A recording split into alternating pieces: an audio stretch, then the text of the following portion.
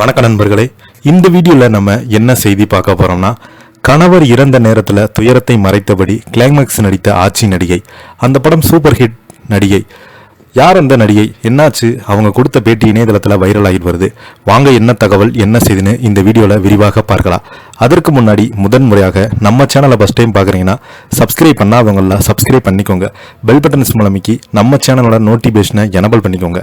நாங்கள் போடுற வீடியோ எல்லாமே உங்களுக்கு உடனுக்குடன் வந்து சேரும். தனது கணவர் இறந்த துக்கத்தை மறைத்து கொண்ட நடிகை மனோரமா நடித்த கிளைமேக்ஸ் காட்சி குறித்து விரிவாக பார்க்கலாம். தென்னிந்திய சினிமாவில் நகைச்சுவை குணச்சித்திர வேடங்களை நடிப்பதில் ஜாம்பவனாக விளங்கியவர் தான் மனோரமா. ஆச்சி மனோரமா என அன்புடன் அழைக்கப்படும் இவங்க பல ஆண்டுகளாக திரைத்துறையில் தனது பங்களிப்பை வழங்கியிருக்கிறாங்க. ஏறத்தாழ 1500க்கும் மேற்பட்ட படங்களை நடித்து ஏராளமான ரசிகர்களோட மனதில் நீங்காத இடம் பிடித்த மனோரமாவுக்கு திறமையான எண்ணற்ற விருதுகள் வழங்கப்பட்டது. தனது நடிப்பு மூலம் இந்திய திரையுலகை தன் பக்கம் திரும்பி பார்க்க வைத்தவர் மனோரமா என்று கூறினாங்க. அந்த அளவிற்கு அவங்க ஏற்று நடித்த கதாபாத்திரங்கள் அழுத்தமானவதாக இருந்தது. முன்னணி நடிகர்கள் அத்தனை பேருடன் இணைந்து நடித்த பெருமை மனோரமாக இருக்கிறது. தனக்கு கொடுத்த கதாபாத்திரம் எவ்வளவு நேர்த்தியாக செய்ய முடியுமோ அவ்வளவு நேர்த்தியாக நடித்து கொடுப்பார்.